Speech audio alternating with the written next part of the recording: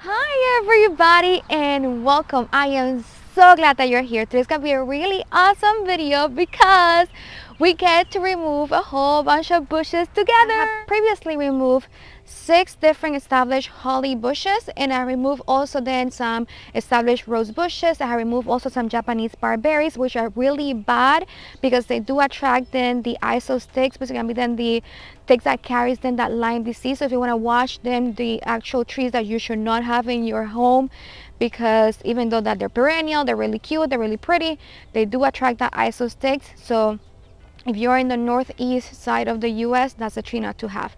But anyways, I have had the experience when we first moved into this house that there was a lot of trees really close to the bushes close to the house. So I removed all of those myself.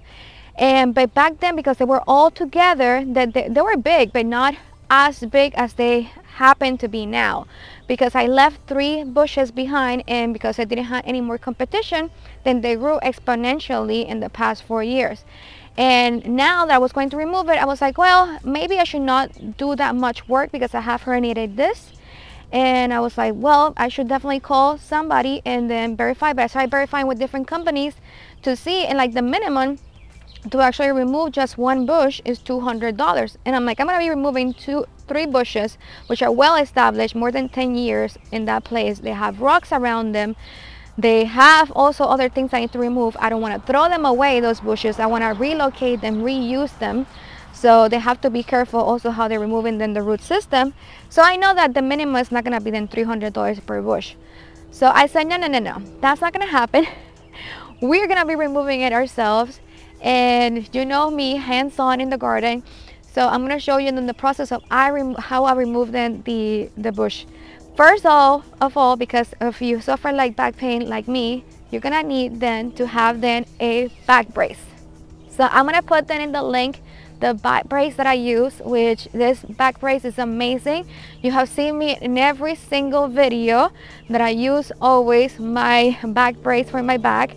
And it's fantastic. I swear by it. I love it. So if you also suffer from back pain, I even sometimes sleep with my back brace. You wash it, you put it back again, and you can keep on reusing it. It's amazing. So yeah, I'm gonna put it in the description down below, the back brace, and I'm gonna also put it in. I have a link called Linktree, and there's all the links of all the things that I use, so you can also check it over there. I only use then also then a shovel. And you want to also make sure that it's a shovel that it actually reaches then to your hip level. Not a really long shovel, because if it's too long, then it's going to be more difficult for you to handle. We have different size shovel, but this is my favorite shovel because again, it's for my size. So when you're selecting then a shovel, make sure that you're selecting a shovel that is actually to your size. The ideal is that's going to be then to your hip level. So this is a little bit more like in my waist, and it's perfect for me.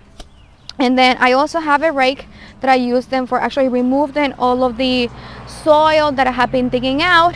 And I use also then my gloves, which I like the long sleeve gloves. That way when you are breaking all the branches and everything, then you're not going to be scraping yourself, because the ideal thing to do, and I'm going to show you the whole process, but the ideal thing to do is to first cut all the branches, and then because you're going to be removing the bush, the bush is going to be suffering, it's going to be having stress, so you don't want to have all the energy to be distributed to keep and maintain those branches. So you're going to lose them because they're going to dry out eventually. And so you're helping actually the plant by removing a whole bunch of branches. So the first thing that we did was that to remove then a whole bunch of the branches. And for that, we also used then a pliers. So far, the only thing that we're using then, and of course, things that are really good, is to actually do it after it has been raining or a cloudy day, because of course the soil is going to be then more loose. So ideally should be then after a few days of rain, so that way the soil is loose. It's not going to be too hard to compact it. If it hasn't been raining for that long in there in your home, in your area, then you can actually just pour a little water, keep the hose directly there until you see that your soil is really soaked, and then you can go ahead and to start then digging. Also dress up with long sleeve. That's really fantastic as well, so you don't get all scrape everywhere. And get ready then to actually be digging. When you're actually digging as well, make sure, if you have a back problem as I do, then don't be bending forward, because I'm gonna just put this in the floor.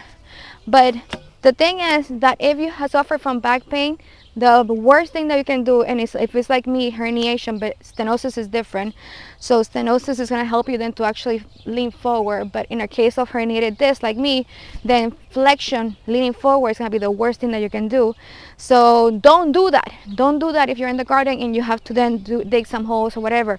So that's why I always, whenever I'm doing anything, I actually bend my knees. Anytime that you need to do anything, you bend your knees.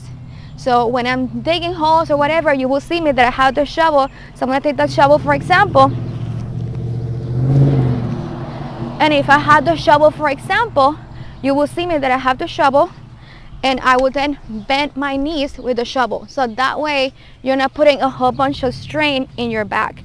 So this is the best way that you can do things so you don't hurt your back as much. You will see me in the video over and over again that I bend my knees all the time. And every time that I'm digging a hole, every time I'm doing everything with bending my knees.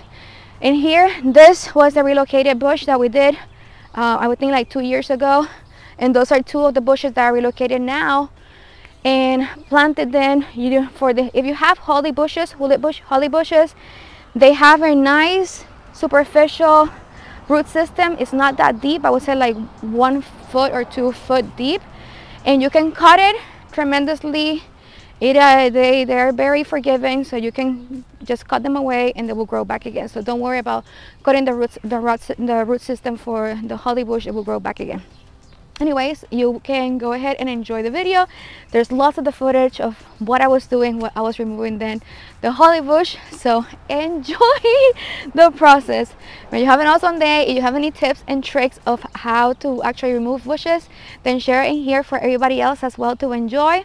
And let me know what you're doing also in your garden. We're trying to create this hedge over here, and we have had a whole bunch of privacy hedges that we have created around the garden. And if you want to see more of our garden, then we have a playlist called the Garden Walk, and also a place for plants. So there's everything over there. We have all of our garden is perennials in the garden zone 7 for Maryland, and there's a lot of edible landscaping in here.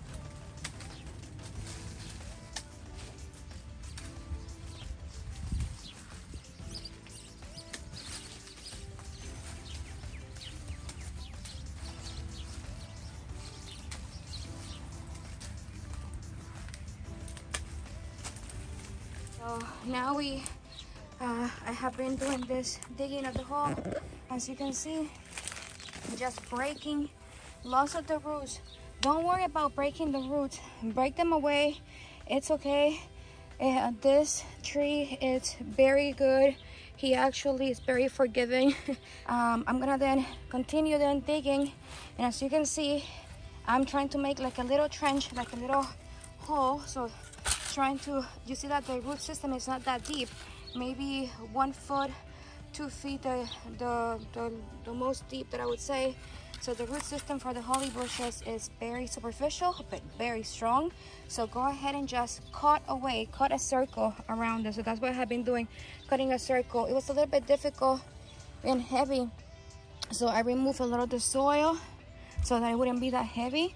And I removed a lot of the rocks because we have some rocks in here. So I removed a lot of the rocks that we had on the top. And so little by little, making them way. So take your time. So far, I would say I have been here digging around for an hour or an hour and a half. So not that long for this tree that is so established.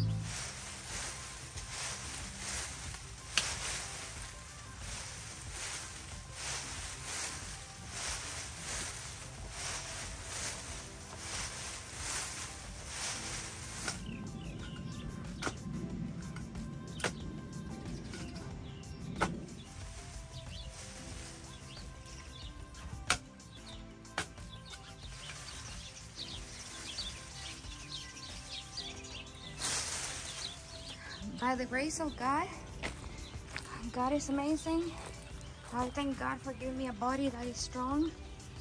And that's why I like to do my exercise every day and protect my back. We were able then to actually get it out completely.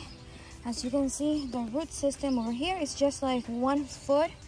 It's not that deep, but it's really thick, strong root system. I mean, it looks like the wood of the branches because of how many years it has been in there. And so as you can see, I cut with the shovel. So the only thing that I used was the shovel. With the shovel, I cut then the circle around it, and I cut then many of the actual roots. But as I mentioned, they're gonna grow back again. Don't worry, the holly is very forgiving. So go ahead and cut away the root system as much as you need, the circle around it. And remember to also cut a lot of the tree itself from the top, because the tree is suffering a lot of stress right now, so it doesn't need to be wasting a lot of energy to try to support those leaves that it has left, which I'm gonna prune it even more once I actually go ahead and plant them. So amazing. Glad that by the grace of God I was able to remove this. Now, yes, we did it. Okay, got the bush already completely out of there. Now moving it to that other side. So little by little, we're gonna put it in there now, and that's gonna be its home.